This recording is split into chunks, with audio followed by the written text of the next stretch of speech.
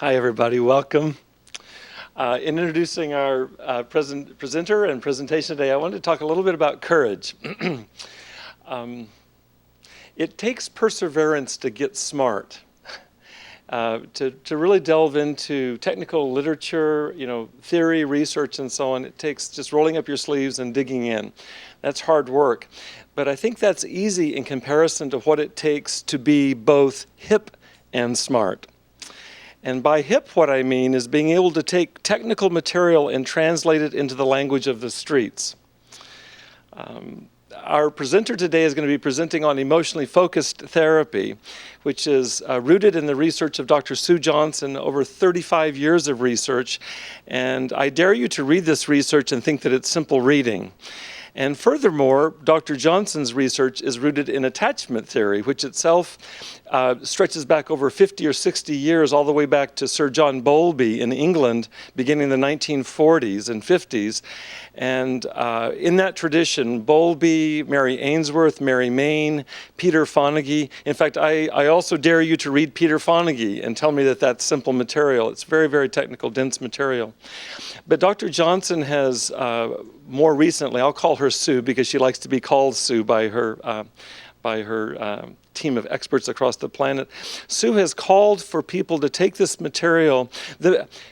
Sue has done research in emotionally focused therapy, or EFT, that has been proven effective. It's the most effective approach to dealing with relationship problems, including marriages, yet discovered. It's tons of empirical research, dozens if not hundreds of research studies. And the problem is, it's not that it doesn't work, it's that it's not getting out to the people that need the help. And so in that spirit, then, it's important to translate this material from something that's just academic or just research or just theoretical into something that really will appeal to people. So let me tell you a story. There's attachment theory, which focuses on human relationships, particularly the relationship between infant and caregiver. And then there's our lived reality. 2 weeks ago, I got a phone call and I got to go visit one of our favorite staff members here. Jessica just had a baby, and I got a chance to go visit Jessica and Alex in their home in Long Beach. I walked in the door and Jessica said, "Here, do you want to hold Grant?" Grant is their 6 week. Let's get it right. 6-week-old baby.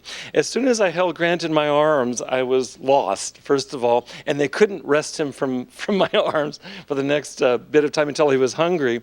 And it occurred to me, and I shared this with Jessica just the other day, she came to visit us here on campus, is that I think it's the first time that I've held a baby since my own daughter Amanda, who's 28 now, was that age. I held Amanda a lot when she was little, but I'm a guy, and I haven't held a baby, I don't think, since then. And the feelings that welled up inside, any of you that are parents know exactly what I'm talking about, and I don't think you need to be a parent to know what it's like to hold an infant. And then flash forward 3 days after I held little Grant, my daughter Amanda, who's 28, called me from Fort Worth, Texas, to tell me that, yes, she says, "Daddy, you're going to be a grandpa." And so these last days, the last week and a half, I've been in this magical real world of moving into grandfatherhood and just imagining my daughter, who's going to be a magnificent mother. That's attachment where we live. That's attachment where we live. And so how do you translate brainy information, that is from theory and research, along the ideas of attachment theory and EFT, emotionally focused therapy? How do you translate that into the language of the heart? Now, Dr. Barbara Grimes, our dean in psychology, has taught me French along the way, and she's taught me to understand that the word courage comes from the French word cœur, which means heart. And so if it's a language of the heart, it requires courage to engage with heart language. And that's why I say I think it's much easier to be just smart than to be both hip and smart, to be both intelligent in terms of being well-versed and then also be relevant. And that's what our university is about. That's what today's presentation is about. I want you to know that I've witnessed firsthand the late night diligence that's required to get smart on the part of Colleen. I've also borne witness to what it's like to have to surrender into creativity, to really open a space for creative ideas to come. And I'm hoping that I know that you'll be seeing evidence of this today. But the most important thing is the utter courage it takes to take really complex, dense ideas. And her mission, her goal today is to translate this in such a way that if you're an absolute layperson, never having been exposed to EFT or attachment theory, that you'll come away with nuggets that will make sense not only up here, but also in here. So, without further ado, would you please join me in welcoming someone who has both, in equal parts, grit and grace. Okay, Colleen Marie Kelly. I think I knew that. Thank you. Aw. Thank you. Thank you for that lovely introduction, Dr. Weathers. And thank you, Dr. Grimes, for having me here. It's really a pleasure to be here. So, I asked the question, is love a mystery? And I think one thing that we can all agree on is that we've all been fascinated by love since the beginning of time. And that fascination really hasn't wavered. So I invite you to take a look at this picture. Some of you might recognize it. It's by a photographer, Robert Doisneau. And if you just kind of take a minute and kind of just go into the picture, I think he's really done an amazing job at depicting how love can sweep us off our feet. Time is arrested, and we're taken over by something greater than ourselves. I think that's why we have sayings like falling in love, or being madly in love, or head over heels. We were watching a show just last night, and they said lovesick. They said the name lovesick. I thought, oh yeah, there's another one. But we can all agree that we can be fascinated by this. And I think that one of the reasons we're so fascinated is that love can take us from the ordinary and transport us into the extraordinary. Poets, musicians, artists do a way better job at depicting or evoking love than I could ever do at describing it. But maybe we haven't all been intoxicated by love. But I think it would be safe to say that we've all been touched by love in some profound way. And I want to invite those love relationships into the dialogue today. And just to give you some ideas, just as Dr. Weathers was talking about being a parent, if any of you are parents, think of the first time that you gazed into your child's eyes. Or perhaps you've had a mentor or a teacher who really saw you, appreciated you, and valued you. On a sadder note, some of us have lost people that we love, and that can be a very poignant experience. I'm thinking of that scene in The Wizard of Oz, you know, where Dorothy's saying a tearful goodbye to the Scarecrow, the Cowardly Lion, and the Tin Man. And the Tin Man says, "Now I know I have a heart because it's breaking." I think when we lose someone that we love, in those moments we see how profound those relationships really are. So sometimes I think if we have had a lot of trauma in our lives, or we've been disappointed by a lot of love relationships, it can be really hard to risk loving, or to even risk being loved. I have a client that I've been seeing for quite some time now, and she's had a lot of trauma in her life. And she's also had a lot of disappointment in some very close, significant relationships. And she now has a very profound and loving connection to her dog. And I have to admit, her dog is pretty special.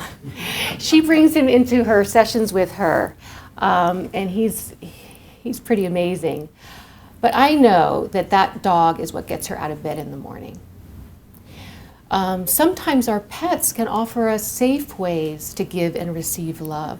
So I want to bring that into the conversation as well.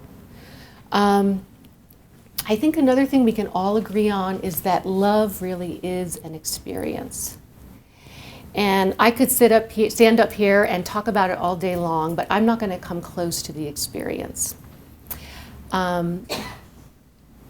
Einstein has a quote, at least it's attributed to Einstein, where he says, learning is experience and everything else is just information. So in that spirit, I want to invite you into an experience here today. Rather than just talking about love and relationships, I want to bring it into the room. And I'm going to need your help to do that. So first, what we're going to do, it's going to be two parts. First, what we're going to do is we're going to come up with our own relationship in mind, like somebody that any one of those kind of examples that I gave, somebody that you know that in your life you've really been able to count on, someone that's really been there for you. And it can be a past relationship or a current relationship. And I'd like you to call that person up into mind, and I'm going to take you through a little exercise to do that. And the reason we're doing that is because that is going to ground us into having an experience and a relationship to this material. Because otherwise it's just a lot of facts and information. And I really want you, because your experience is going to inform what we do here today. So and I'm going to talk you through all that. And you're not going to share anything that you're not comfortable with. So I want everyone to feel comfortable. The second part of the experience is I want to invite you into a relationship that needs our help. They're not doing very well. And so I'm going to talk about this relationship, give you a little background. You're going to listen really carefully because you're going to help me help them. You guys didn't think you were going to work here today, did you? So what I want to do is I'm going to give you some facts and some information that will help you get some ideas of how we're going to help them. And then we're going to do our best to help them, and we're going to see how it goes. So let's get started with our first part. In order to do this, I'd like to just do a little bit of a relaxation so you can just kind of calm your mind and clear it. Everybody probably came in here, everyone who's attending online, I'm sure you came in with a lot on your mind, but we're going to try and put that aside. I was just thinking if I turn my cell phone off. Yeah, see, I'm thinking already about what I came in here as well. I think it's off. So there's a piece of paper in front of you, and for those of you online, I asked you to please try and refrain from checking your email at this point, and do your best to participate as well, because you're going to get way more out of this if you participate. It's going to be it's going to make a lot more sense if you get involved. So with that said, we're going to do, let me talk you through what we're going to do. I'm just going to relax you a little bit, clear your mind, and then we're going to come up with an important relationship in our life. And it can be a current relationship, it could be a past relationship, and it can be, it doesn't have to be a love relationship, it can just be somebody that's really there for you, someone you know you can count on or have been able to count on in the past. And then I'm going to have you call this person to mind, and I'm going to ask you a couple questions about your experience. And then we're going to take a minute and you're just going to jot down some of the answers that came to you. And then you're going to share it with the person next to you, whatever you're comfortable with. And you don't have to talk about the person you were thinking of, just some words about your experience, very simple. And then we're going to just talk about it for a few minutes in the room, and that's going to help us to inform what you're going to find out later in the presentation. Okay? So let's get comfortable, and those of you online can get really comfortable. And just take some nice deep breaths. Sometimes it's helpful to close your eyes because it helps you to go inward. And if you have your eyes closed, just sensing inward and seeing if there's any tension in your body. And often we hold tension around our eyes and our forehead, sometimes our shoulders. And seeing if you can just relax that whole area, just allowing it to let go.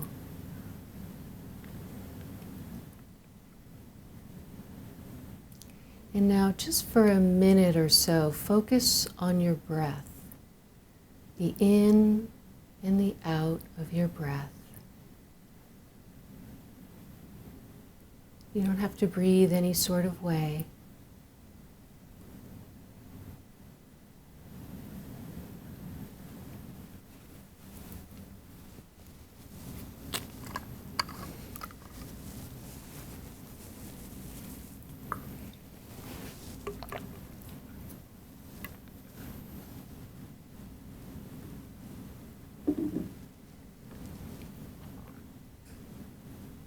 And now, see if you can call to mind a person that is really important in your life, that you felt was really there for you. And as you call this person to mind, see if you can see that person very clearly. It can even be a pet. That's certainly fine. See if you can notice maybe what they're wearing, what the expression on their face is. Seeing them vividly.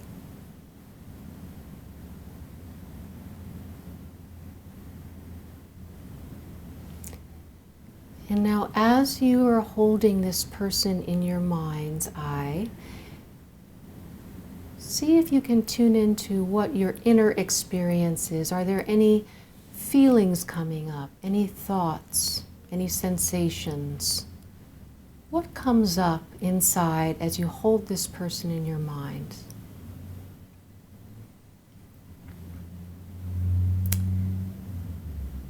Now this, if you can just come up with a couple of words to describe your experience.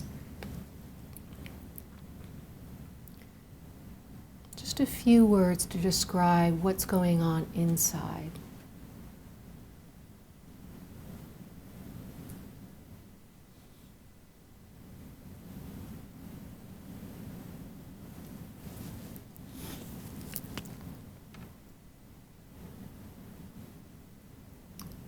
And now focus on the person you're thinking of.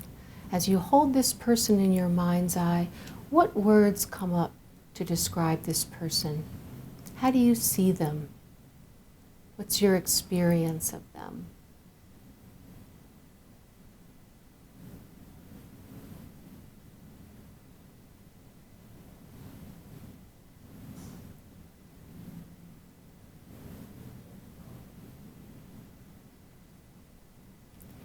And now the last question is, as you hold this person in your mind's eye, how does it affect your attitude or your outlook? How does it affect the way you see the world? And if any words come up to describe this, just noting what that is.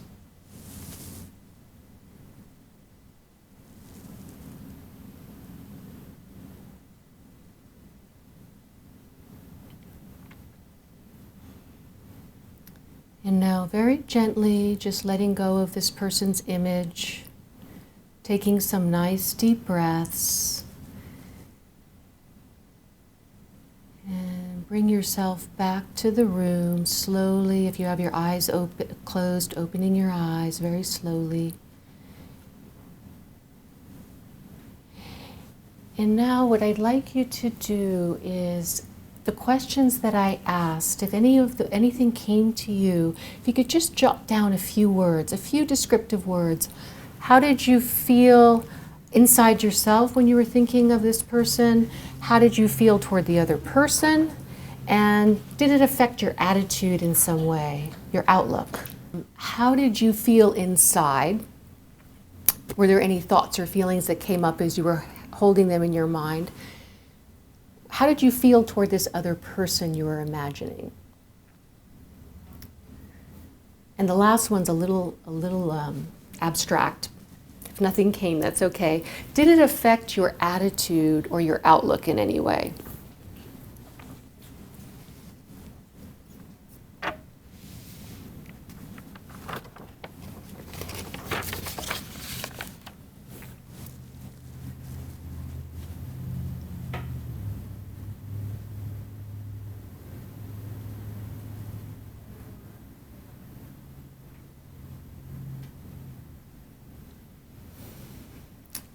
And when you're ready, if you could just turn to the person next to you and just share a couple of the things. It doesn't have to be anything really intimate, or just what came up. And then if anyone doesn't have a partner, I'd be happy to sit with you.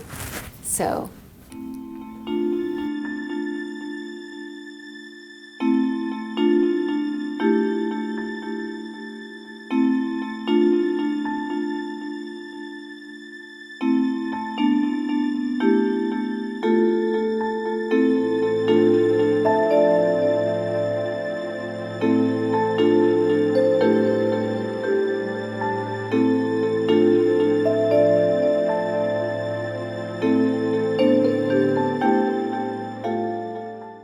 I really hope that those of you who are online were able to do this exercise and write some notes, because your thoughts about this are really important.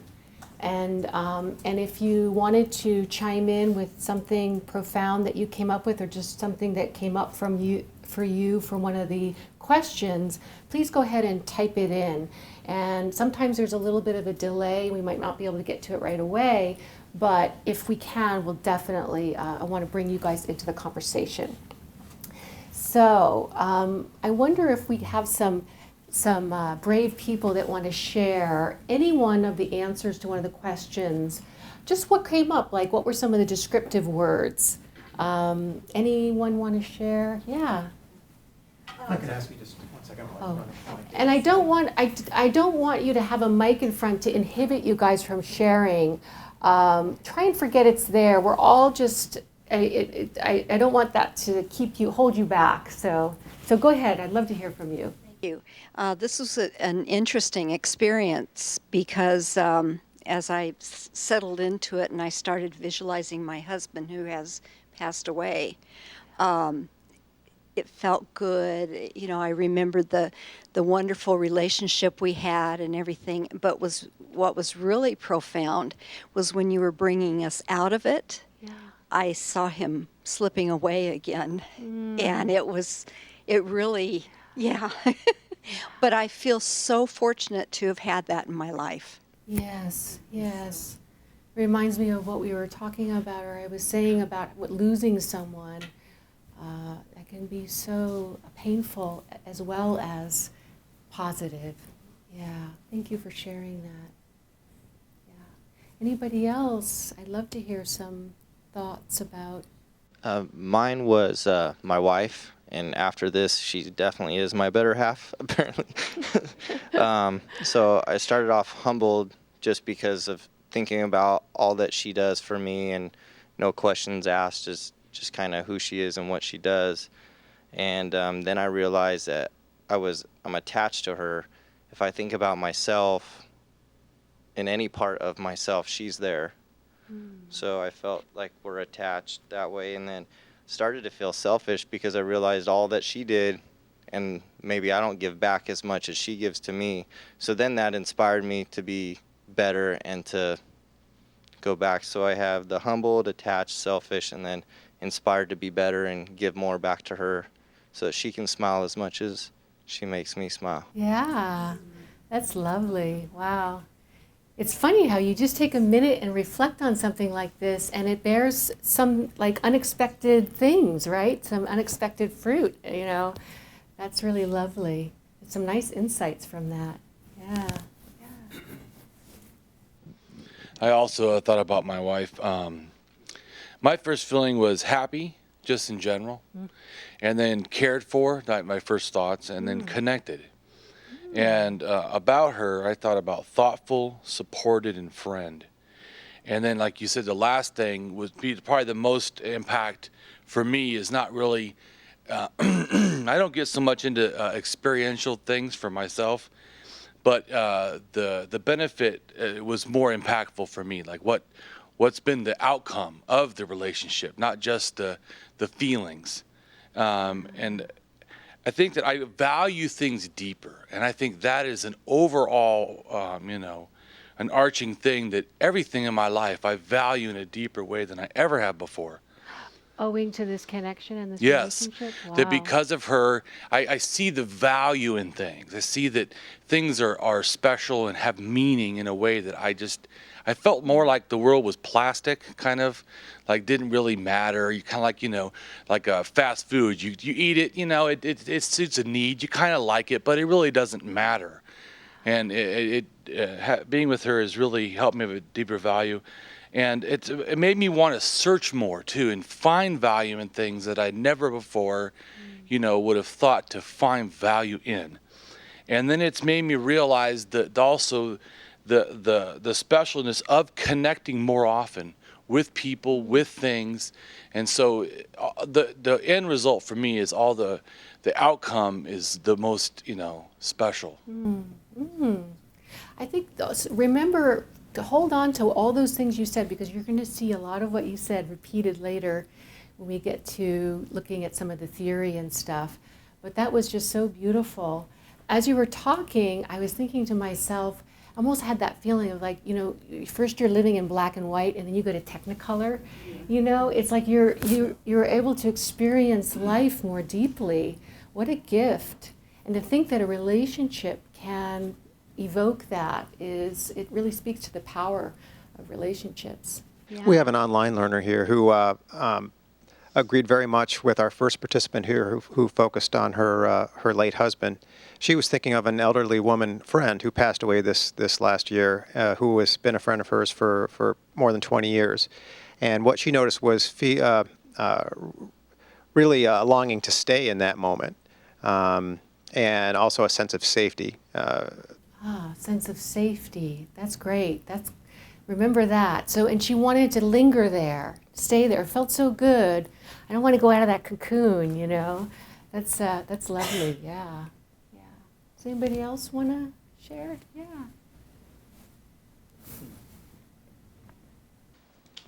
Good morning. I thought about my 4-year-old granddaughter, and she really taught me to love again. The way that she loves is so pure and innocent. So when she says, "Hi, Nona," she's running to the door with excitement to see me. It's not because she want more allowance or something like that. Yeah. But just hopeful, just entering into how she sees the world. And the world is just so beautiful to her. Yeah. So loving and so kind and generous and trusting. So I love to be with her and experience the world with her and through her eyes. Yes. Isn't that, our children help us they reinvent the world for us, don't they? Yeah. It's like we see it through new eyes when we look at them. And then we see their little bright faces, and it changes everything, doesn't it? Yeah. So these are some really, really lovely thoughts, and I'm sure there's many more here. But when we have these kinds of connections to these significant people in our lives, I think it can make it easy for us to be compassionate, to be forgiving, to be generous, right? It's not very hard when you're having this kind of loving feeling. But what about when love goes awry? I don't know if any of you have experienced a failing relationship or a failed relationship, but it is not fun. And it's a pretty awful feeling when you feel let down by someone you really care about, or when you let someone else down. So what do we do when that happens? What do we do? And I think what I'd like to do is just take a moment and look to science. That might sound funny, but there is a science of love relationships that's been developing for some time now. And I want to just give you a little bit of background to kind of ground what we're going to do today. Have any of you heard of attachment theory? Attachment theory? Yeah, some of you? Yeah. Really, attachment theory is how our closest relationships are vital to our growth, development, and well-being. Our closest relationships are vital. And some of you may have heard of John Bowlby. He's often thought of as the father of attachment theory, and he was born in 1907 and he died in 1990. And he and some other pioneers found that without a loving connection to a responsive caregiver, a child's physical, emotional, and psychological growth was stunted. And so it was unfortunate how they found out about this. But one of the ways that they discovered this was during one of the war, there was a big influx of children to the orphanages and hospitals of that time. And unfortunately, there weren't enough caregivers to go around for all these little children. And so these children had access to medical care, nutrition, they were in clean conditions, but they weren't growing, they weren't developing normally. Their brains weren't developing, their motor skills were off, and in fact, many of these children died. So this really got their attention, and they were trying to figure out what was wrong, and they realized that without that interaction, that we all do naturally with children, we hold them, we laugh with them, we interact with them. Without that, these children were not growing. And I was going to show a slide, but it was so upsetting to me, I didn't want to include it. But the growth was off like by this much. These children were not thriving. In fact, there was a term coined called failure to thrive by Renee Spitz that described this condition.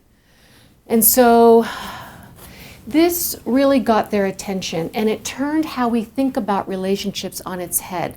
Suddenly, science was interested in relationships.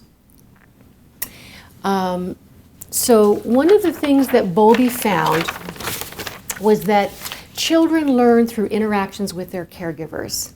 And after experiencing many interactions with these caregivers, a child will form expectations about the accessibility and reliability of these caregivers. And then these expectations then get generalized to other relationships across the lifespan, including adult relationships. So let's just give you an example of that. Let's say you have a child who's born to a mother who's very depressed, okay? And the mother loves the child, but she has a hard time responding to the child. And so when the child wants to show the mother something or runs down the hall to try and get her attention, the mother's like, oh, that's nice. And so after time, after a lot of these interactions, the child starts to form ideas about himself and how he's received in the world. He might start to think, oh, I might as well not share it because it doesn't look like it's that important. I'm just going to keep that to myself. Or maybe I must not be that important, or what I have to say doesn't matter. And so that will inform how then he relates to other people. Does that make sense? So,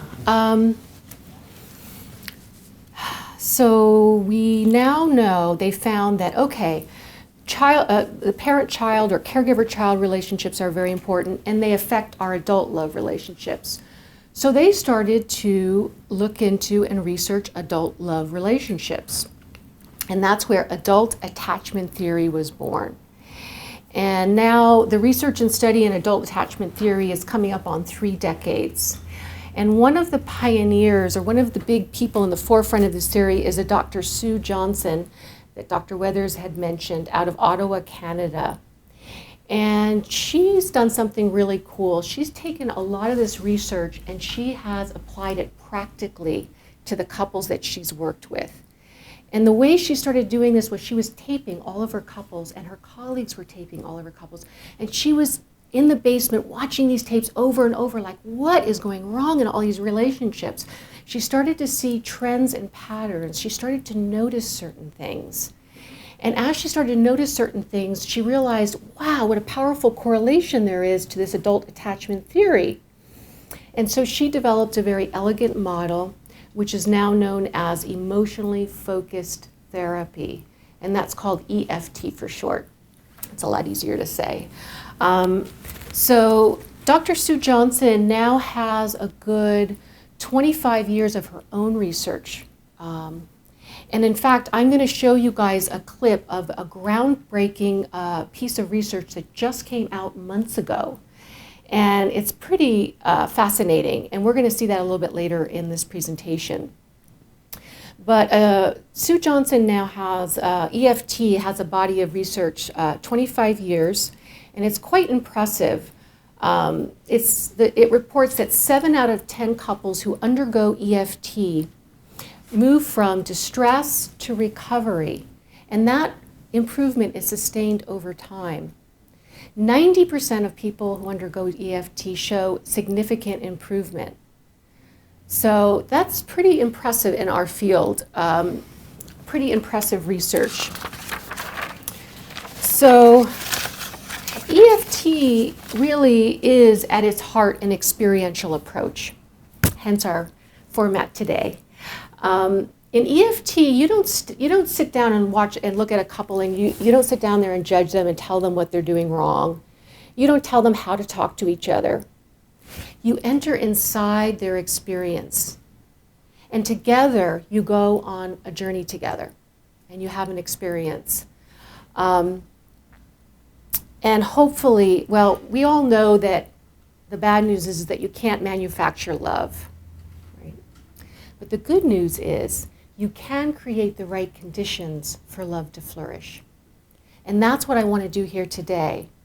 I want you guys to help me help this couple, because when you see them, you're gonna see they need our help. So let's see if we can help love to flourish in this room. And let's go to, let me introduce you. Oh, I'm sorry, that's Dr. Sue Johnson. I missed her slide. So here's Judy and Brian.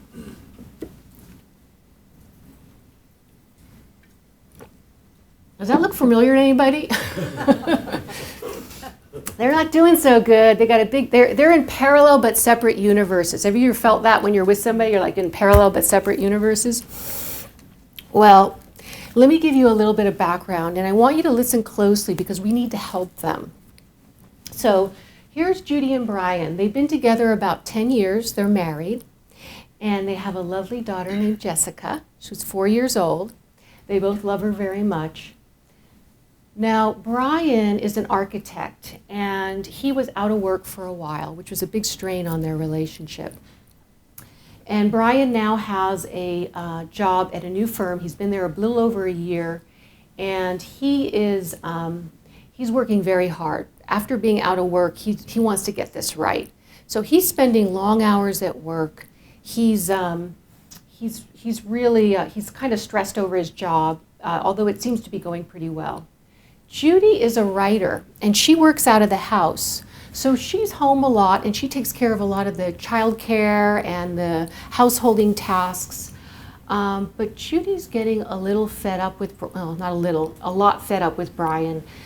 She feels like she's increasingly doing it all herself, and she's getting really frustrated.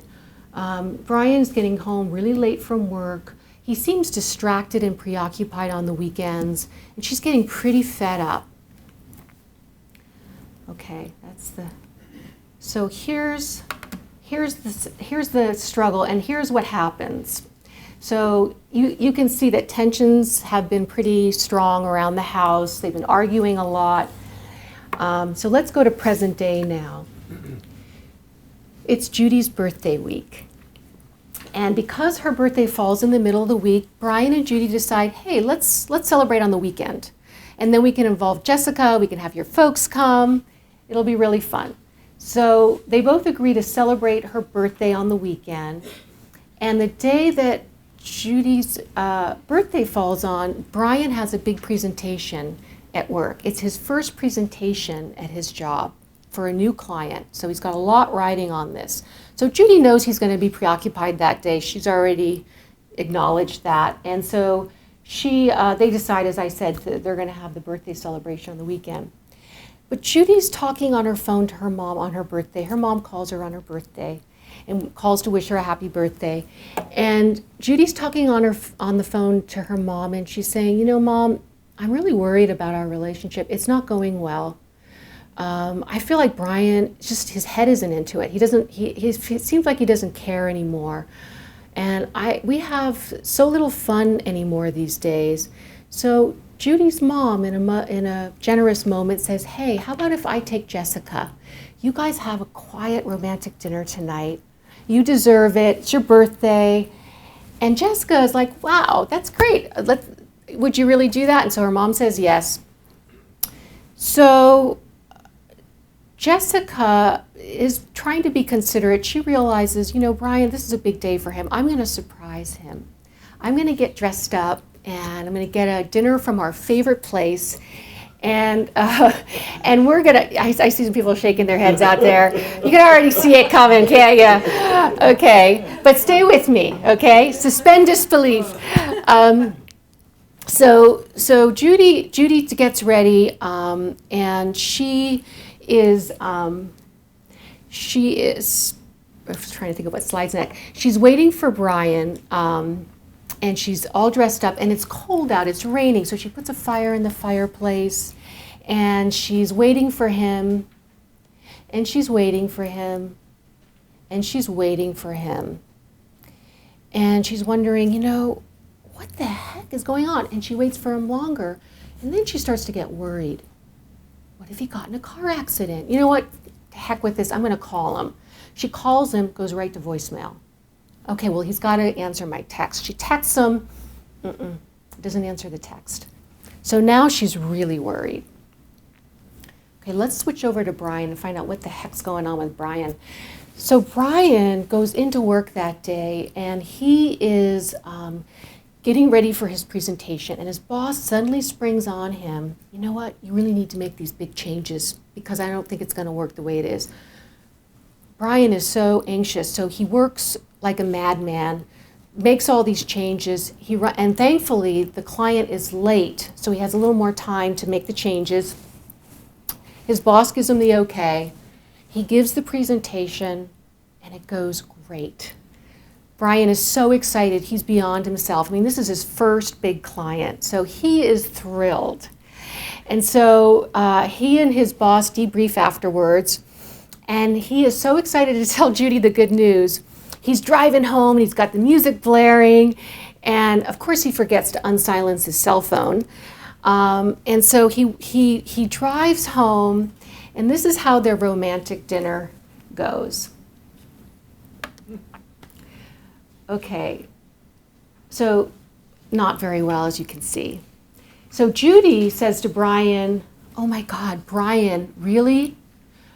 You can't take 5 minutes out, 2 minutes out to send me a text? It's my birthday. I mean, we've been together 10 years. How hard is that? Now I'm really feeling silly. As a matter of fact, I don't even know why I did this. I can't believe you. I should have known. You just don't care, do you? And Brian is like, hey, come on. I didn't do it on purpose. And Brian feels like he can never get it right with Judy. He's like, it seems like no matter what he does, she's not happy. And now he blew it on her birthday, and he thinks, I am never going to hear the end of this. Okay, I think we need to take a break because they're pretty escalated. Let's let them cool down, and let's figure out what we can do to help this relationship. Okay.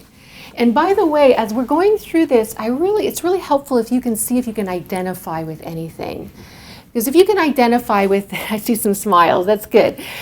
We've all been there. We've all had these kind of fights. And so if you can identify it, it's helpful because that's part of what emotionally focused therapy does is you get inside someone's experience. You don't judge it from the outside. So let's try and figure out what's going on. Why do you guys think they're so escalated? Why are they so upset?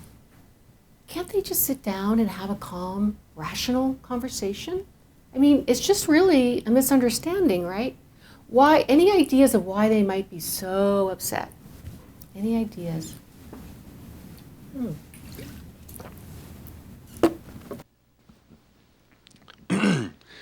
My idea is why it's because they're internalizing it as against or for. In my relationship, I call it tit for tat, and I try to stay out of tit for tat. In other words, you do something for me, and then I owe you something, or you owe me, and so it's that back and forth. It's the not being in the present moment just for the person. Yeah, very good, very good. Thank you. That's hopeful. What I'm imagining is that what's got touched for both of them, I'm identifying with one of them more than the other right now, but that it runs all the way down that in terms of whatever vulnerabilities or hot spots that they've inherited from their past relationships, their past history of development, that it's right there in the moment. And so it's overloaded with all these layers. Yeah. Yeah, yeah. Yeah, it's almost like in those moments, we have a little suitcase and we pull it up, and all those hurts and disappointments suddenly are right there. They don't have any timestamp, right? It's right there, present, yeah. Thank you. I also, excuse me, I also see where they have expectations that the other one isn't even aware of, really. Yeah. And then when those expectations aren't met, they're crushed. And then both of them are sitting there crushed over expectations that the other one wasn't even aware of. Yes, yeah, they weren't aware. We always see that in those old movies, where they have some kind of thing where one person doesn't see the other, and you're sitting there, can't you tell them? And you're getting so upset, like, just tell her, and it's like that. It's like, can't they just, but they can't seem to have a rational sit-down conversation about that, right? That's funny. Coming in online, we just had, as you were asking the questions, 3 others that echoed exactly what you said, misunderstanding of expectations. Yes, yes. So I think one of the ways that we can understand why we get so heated, and we're not calm enough to address those missed expectations, is let's take a minute and look at our neurobiology, okay? When we're under threat, physical and emotional threat is registered the same way in the brain. Physical and emotional threat. So in other words, if I was going to stand, let's say I was crossing the street and all of a sudden I see a truck coming at me, what do you think is going to happen? Alarm bells are going to go off, right? Warning, warning, the adrenaline's going to surge. Okay, that exact response is what happens when a close relationship is in peril. Our brains respond the exact same way to it. Have you ever noticed when you've gotten into a heated argument with somebody you care about, your heart's beating fast, you know what I mean? You're starting to sweat, you're getting irritated, anxious, right? So physical and emotional threat is registered the same way in the brain. And if you think back to the exercise we just did, where you called that person to mind and all those lovely attributes, imagine if that relationship was suddenly gone. Imagine if that relationship suddenly blew up overnight. And I know that some of you might have been someone from the past and you did lose them. And you know how tragic that is. And in the same way, it can, even a fight brings up that threat that you're losing that relationship. So we're not even aware of it, but those alarm bells are going off. What do we do? What's our knee-jerk response when all of a sudden we're under threat? What's our knee-jerk response? Anybody? Fight, flight, or freeze. Exactly. Yes. Yes. Thank you. That brings us to the next slide. Fight, flight, or freeze. Okay. Which bird are you? And when your relationship is starting to go south, which bird are you? Do you tend to fight? Do you tend to flight? Or do you tend to freeze? So in this way, we can really say that our relationships have survival value, right? That's why they're so heated. That's why they're so upset. They're so stirred up. Our relationships, our closest relationships, have survival value. So let's take a minute and look to attachment theory to give us a few more answers. I think we need a little more information before we can help them. So I don't think it's very hard. I don't think it's very hard for us to admit that children really need our emotional support and love, right? We can all agree on that. But once we become self-sufficient and we know how to feed ourselves, we can earn a living. Do we really need emotional support from somebody else? Do we really need that? I see some heads nodding. Okay, well, attachment theory would would say yes. So attachment theory agrees. In fact, dependency is an innate part of being human, not a childhood trait that we outgrow. And ironically, the more connected we are, the more separate and different, the more autonomous and independent we can be.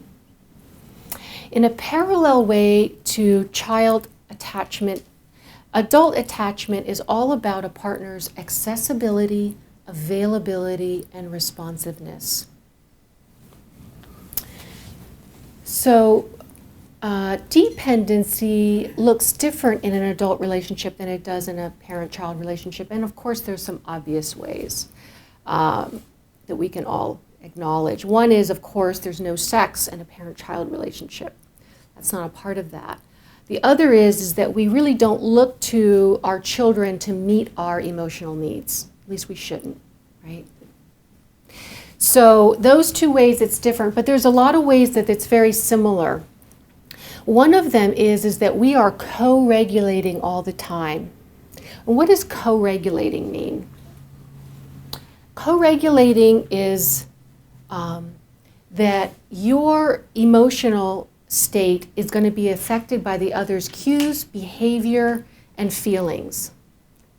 So for example, if I'm up here talking and I see a bunch of you on your phones, it's a good thing I can't see the people that are out there. Are you on your phone right now? Are you on your computer?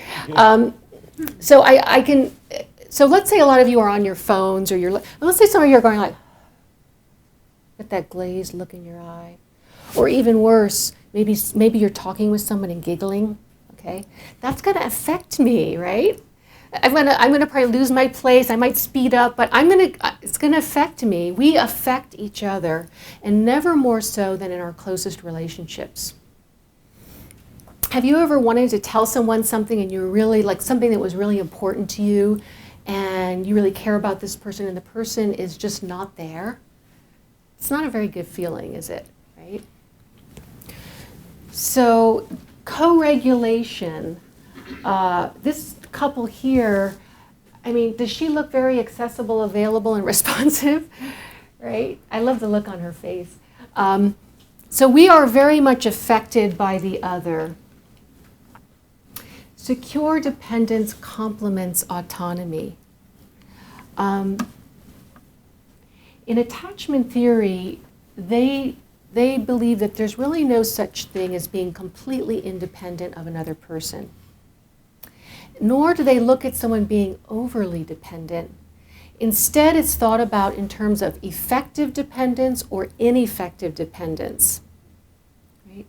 So effective dependence and autonomy are really two sides of the same coin, not a dichotomy. And as I said before, the more securely connected we are, the more separate and different we can be. Attachment offers a safe haven. I think someone came up with that when we were sharing about feeling safe and about feeling, kind of, I get cocoon was my word, but yeah. So the presence of an attachment figure provides comfort, safety, and security. And secure attachment offers a buffer against the stresses and uncertainties of life. And we know there are a lot of them. Fear and uncertainty activate our attachment needs. I couldn't resist that one. So when an individual is threatened, whether by a traumatic event or just the negative aspects of everyday life, emotions arise, and attachment needs for comfort and safety become particularly salient and compelling. In fact, our experience of pain and fear can actually be modulated simply by being in contact with someone we love. And I'd love for you guys to watch this. This is in Sue Johnson's own words, and this is a recent study. It's actually a follow-up to an earlier study, but this study is groundbreaking. There's been nothing like it in our field, And thankfully, we have the use of fMRIs now to find out some very interesting things about love. So let's take a look at this, and then I'd love to hear your impressions. So Jane and Carl seek out emotionally focused therapy, or EFT. Before their first therapy session, Jane lies in an MRI machine for a brain scan. She signaled that a shock to her ankles might be coming. Alone in the machine, her brain lights up like the 4th of July sky, and if and when the shock comes, she reports, it hurts. When a stranger holds her hand, the results are the same. When Carl holds Jane's hand, her brain activity again indicates real alarm, and she says the shock is painful. Contact with her husband does not soothe or calm her brain.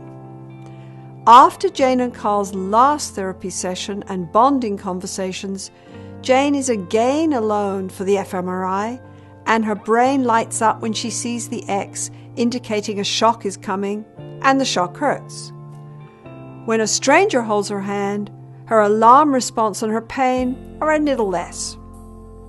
But this time, when Carl holds Jane's hand and she sees the X, there's a powerful difference. Nidal brain activity indicating any kind of anxiety or threat can be seen. The loving contact she now perceives from her husband's touch changes how her brain encodes this threat, and she reports that the shock is just uncomfortable. Now that is interesting. In fact, these kinds of results make us forget that we're academics and stuffy old researchers, and remind us how to do a touchdown victory dance with the best of them. But what does this study, especially the brain scan part of it, tell us?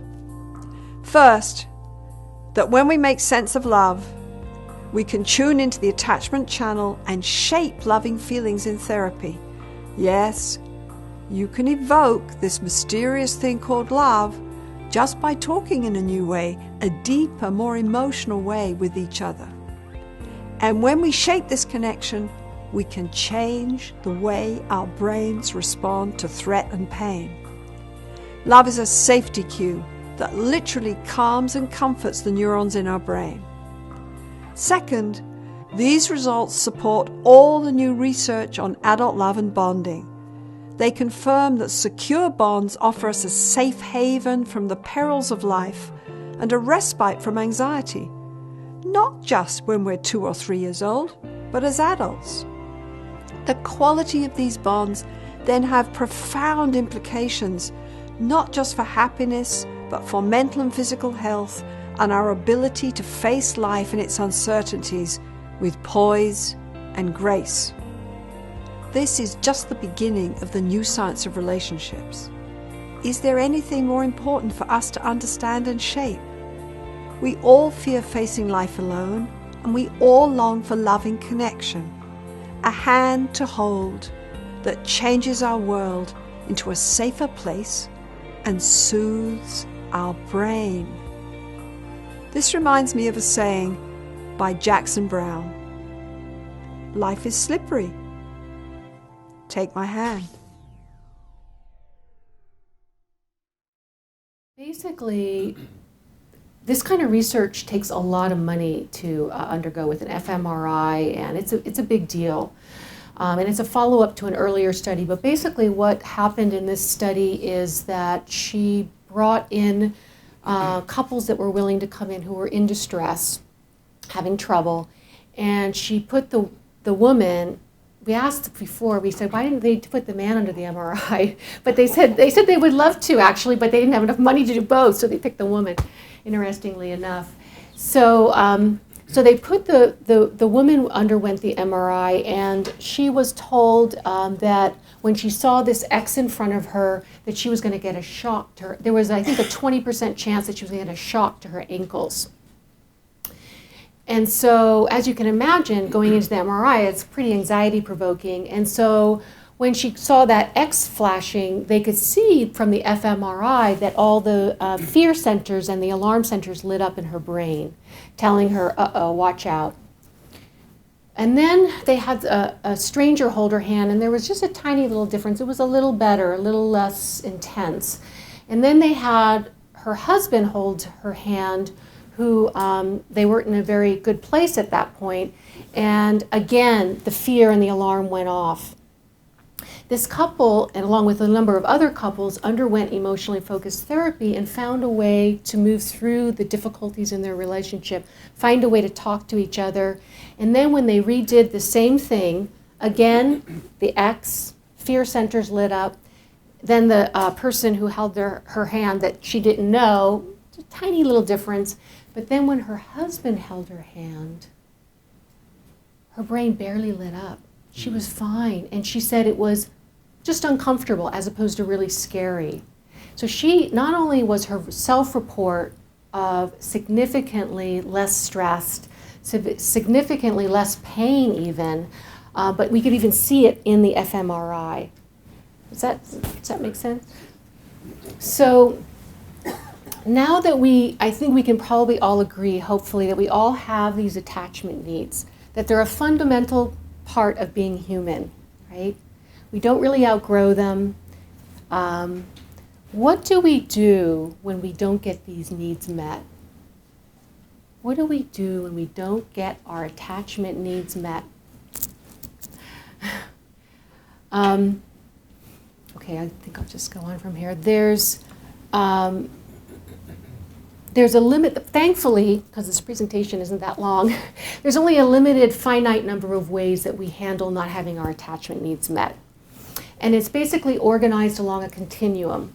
And on one end, you would have anxiety, anxious preoccupation, and on the other end, you would have detached avoidance.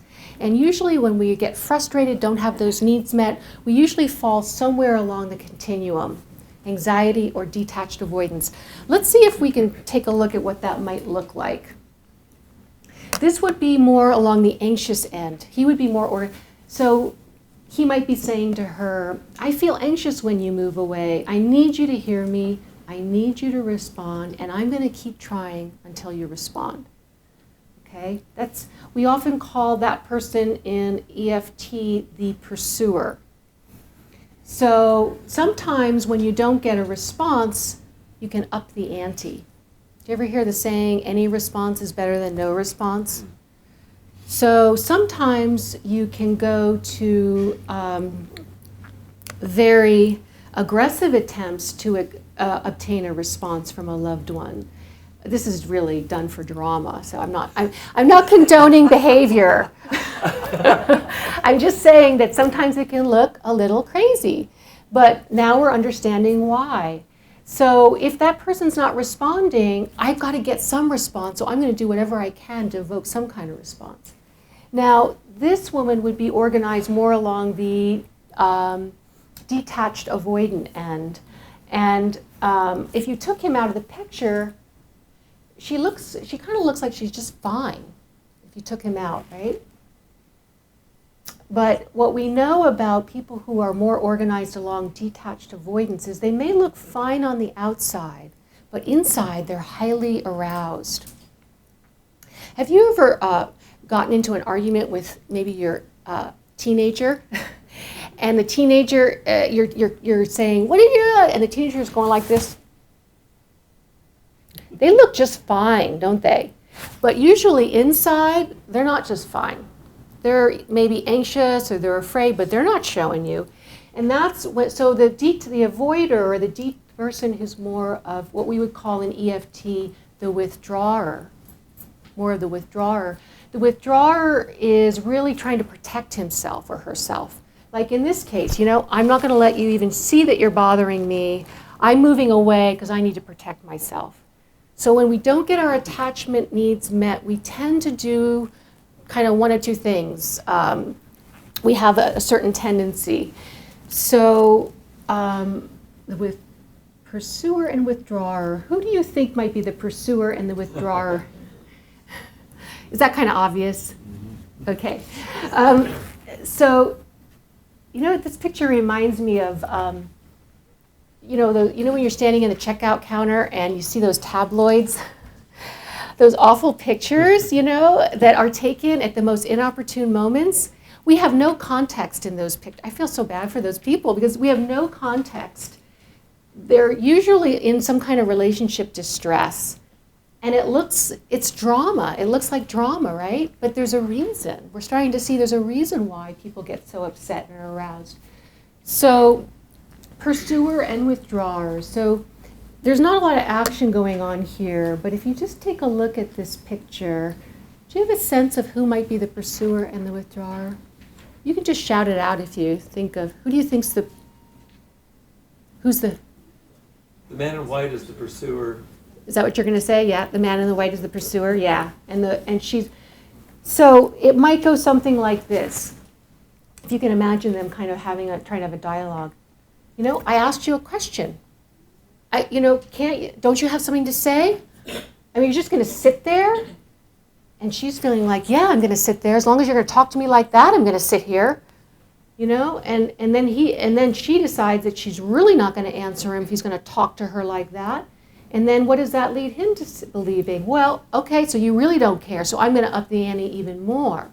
And the more he ups the ante, the more she wants to move away, right? And so you can see that these kinds of interactions can become self-perpetuating, right?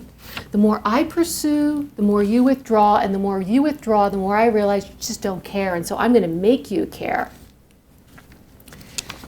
So, okay.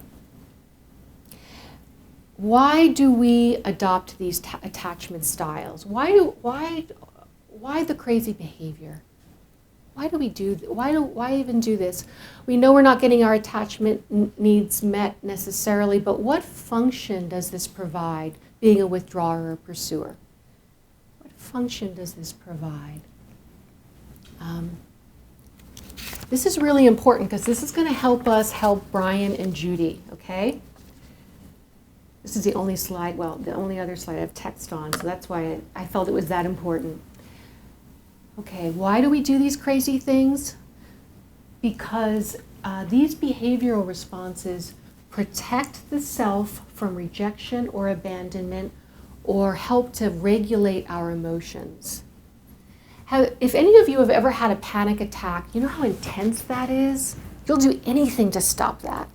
Or if you feel incredibly angry, rageful, or let's say you feel like so hurt, those feelings are overwhelming. And so we do things to try and protect ourselves from those awful feelings. Instead of feeling hurt and vulnerable, I'm going to get mad because that makes me feel stronger. So we do these things to protect ourselves from rejection or abandonment or to help to regulate our emotions. Okay, really important.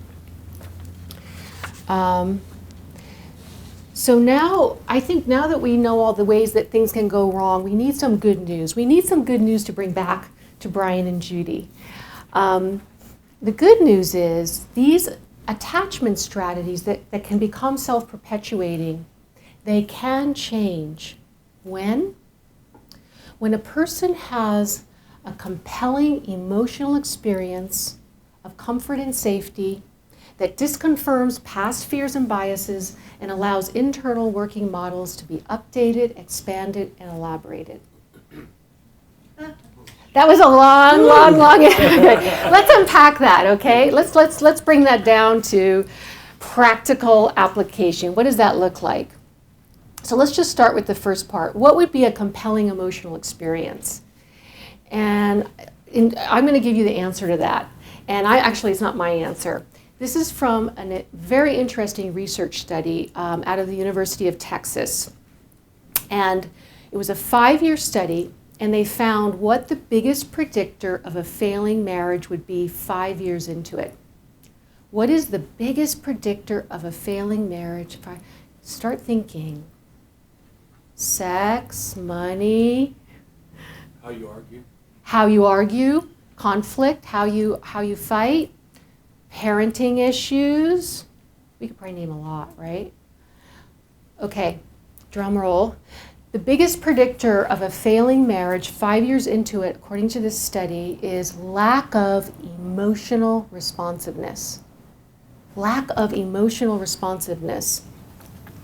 So believe it or not, underneath most arguments, the couples are asking each other these important questions. This is what's underlying most. This is what's underlying most arguments. Can I count on you? Are you there for me? Will you be there when I need you, when I call? Am I valued by you?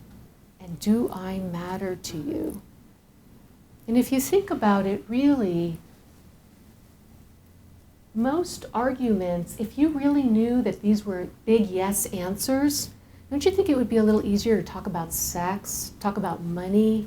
If you know that you're basically valued, that you matter to that person, and you can count on them, it's going to be a lot easier to have those kind of conversations, right?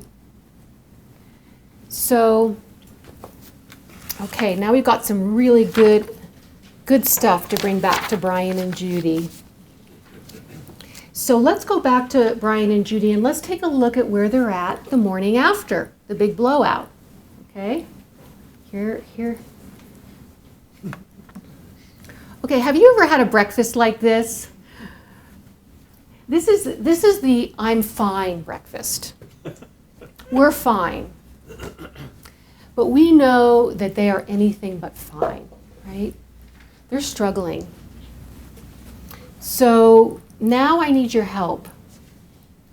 What do you think, remember the struggle that they're in, what do you think the underlying attachment questions they might be asking each other? Okay, look at Brian, look at Judy, think about what's going on. I'm going to help you. What do you think might be going on for Judy? Let's start with Judy. What do you think Judy might be wondering? What might be lingering there for her? Am I valued? Yeah. What about can I count on you, right? Yeah. She's not really feeling like she can count on much when he doesn't show up on her birthday. And she's even wondering, do I matter to you? Right? So Brian feels like he just can't get it right with her. No matter what he does, it's not enough, he didn't do it right. And it's like he feels like she is never going to be satisfied. And so what do you think he might be feeling? That he's maybe not valued by her? Did that make sense? You know, can't get it right, nothing I do seems to make you happy. I'm really not valued by you anymore. So could we agree that that might be what's going on underneath? Yeah? Okay. So now that we know this great information, what are we going to do with it? Right? What are we going to do with it? We know there's not much emotional responsiveness going on. We know that. But if we focus on part of the picture and we just focus on, Judy, just try and be a little less critical. Or Brian, Brian, you need to show up, okay? How is that going to make them care? I don't think that's going to reach them, not personally. I wouldn't be reached. So staying with Brian is basically inconsiderate and Judy's too critical. We're really doing what they're doing, which is criticizing and blaming each other. And that's not getting them anywhere. So I think what we need right now is a massive point of view change. Let's pretend like we're in a film. Let's zoom out to a wide angle lens and let's take a look at what's going on here. Let's look at it from a completely different lens, right? Instead of focusing on what they're doing wrong. Remember the attachment strategies we just saw? Who do you think might be the pursuer and who do you think might be the withdrawer? Who's the one that's always kind of coming at, saying, what about this and what about that? Who would that be? Judy. Yeah, Judy. Some of you out there, I hope, are. So Judy tends to be pursuing Brian. Did you do this? You didn't come. You got to make sure you pick Jessica up on time. Why weren't you home? Blah, blah, blah, blah, right? Brian would be the probably withdrawer, right? So the more Judy pursues, the more Brian just kind of wants to check out, right? So Brian feels like, so just to kind of recap this, Brian feels like I'm never doing enough and she's never going to be happy. And that really makes me kind of want to check out. And so when Brian checks out, what does that tell Judy? He doesn't care, right? Exactly, he doesn't care. So the more that's going to make what Judy's probably going to up the ante then and really start pursuing. And the more she does that, the more Brian is really sure he doesn't want to be there. So it's important to note that we're not blaming anyone here. We're just getting a sense of what the action is, what's going on. Now, in service of the time thing, let's assume that Brian and Judy are starting to look at this negative pattern that leaves them feeling alone, dejected, criticized. They start to be able to identify when they get stuck in it. And not only are they able to identify it, they're able to pull out of it and say, we're doing it again. Because they're really fed up from not being happy, and they want to work on this. So they decide we're going to work on our negative cycle, and we're going to just even notice when we're doing it. So they notice it, they kind of call a peace, and they just kind of back away. So they don't go down that rabbit hole and make it worse. So they're getting better. Now, it takes some time for them to begin to realize that they're both victims and creators of this cycle. They're both victims and they're both creators. No blame here. They're both victims and creators of this cycle. And this cycle is what leads them to feeling alone, devalued, upset. So they decide to band together to fight against the negative cycle. So here's where the negative cycle gets interesting. Now we're going to go into a close-up. We're going to zoom in and we're going to look at some of the underlying feelings that are going on, because the negative pattern is part of it. But before we do that, I just want to ask quickly, have any of you noticed that there's a whole spate of television and movies out there where the bad guy is the protagonist? You ever notice that? And you're watching this thing, and this guy could be doing so, or this woman or this guy could be doing some terrible thing. Let's say they're robbing something, and you're there going, come on, quick, get out of there. You're suddenly rooting for the bad guy. You're like, wait a minute, what's going on here? So it's not about condoning the behavior, but you start to realize that they have motivations. You start to kind of realize you're on their side. Have any of you ever seen Breaking Bad? Yeah? I wasn't sure I wanted to see this, because when I heard what it was about, I was like, I don't know if I want to watch that. But I did end up watching it, and what's interesting I'm not condoning this behavior, by the way. This is about a methamphetamine cook and dealer. So I work in addiction and recovery, so I take that very seriously. And so this isn't really meant at all to say that behavior is okay, or that it doesn't kill people and all of that. But really it's just to make a dramatic point. And that is that this guy, who's Walter White? Walter White is not only bad, but he's Breaking Bad. But what we find when we go into this series is, and he switches from bad to good so many times during the series, you don't even know what's up. But we start to see other parts of Walter White. We start to see that he also has a cancer diagnosis. He has a special needs kid, and he has a new baby on the way. And we start to see Walter White as not just the enemy. So even though his behavior is reprehensible, you can understand to some degree the level of desperation that leads him to do some of the things. It's not to condone the behavior, but it's just to say, I think I get it. So that brings me to step 3, which is let's tune into their underlying feelings.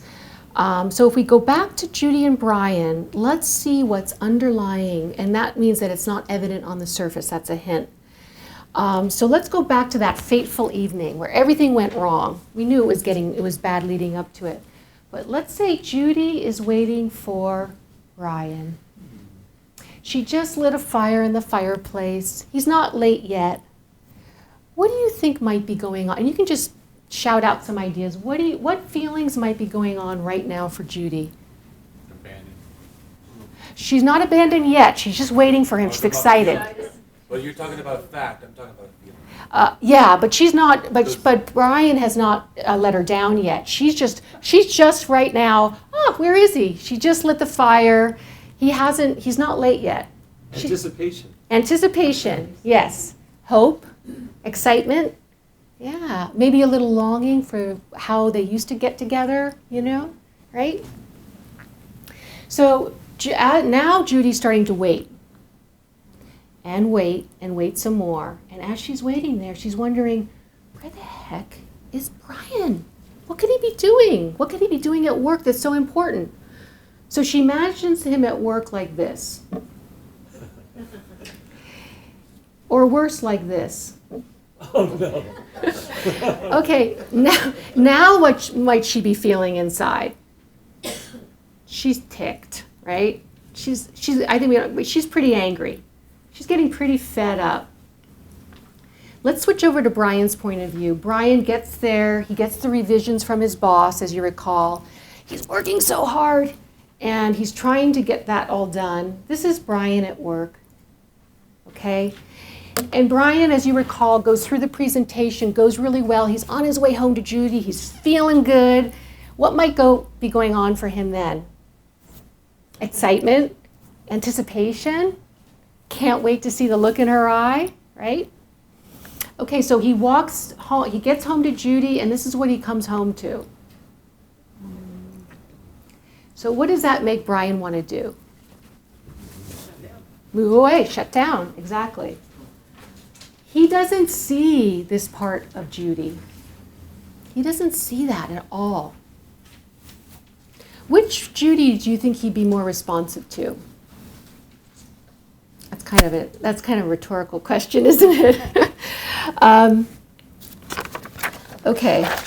When we start seeing the other person as the enemy, we lose trust. We lose hope in the relationship. And we lose hope that we can count on that person, that they're there for us, that we matter to them. This and many more interactions like it lead them to seeing the other person as the enemy. Right? Remember Walter White? She's so critical. He's so thoughtless. That person becomes the enemy when we only see one part of them. And then we sum them up by that perception. Right? See how easy that is to do?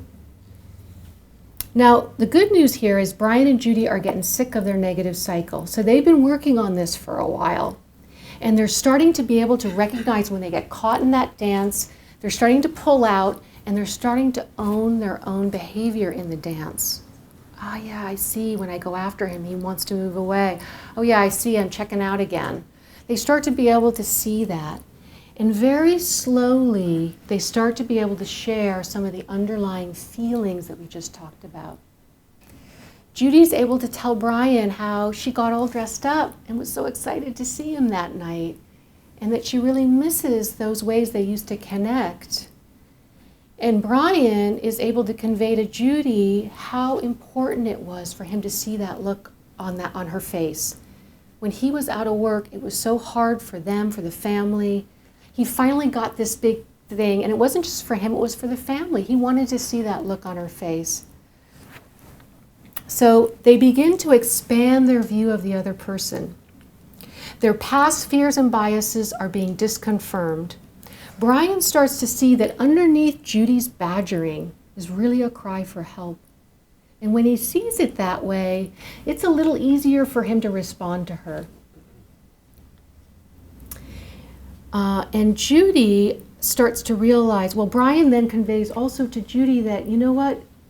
It really hurts when I feel like I can't get it right with you. I really feel like crap when that happens. And she realizes, wow, Brian really needs to know how much I value him. So she starts to show it. This is the beginning of the repair. They begin to reach out for each other in a new and more vulnerable way. Judy is able to convey to Brian, you know, sometimes I feel so overwhelmed, I just can't do it all. I really need your help. And Brian's able to tell Judy how scary it was for him when he didn't have a job. So slowly they begin to start to rely on each other. They start to support each other more. And as their vulnerability is met with acceptance, safety and trust is established in a more profound way. And it brings them closer. And love starts to flourish. So there we go. So I really want to thank you guys for participating. Really do. It was really, I couldn't have done this without the participation.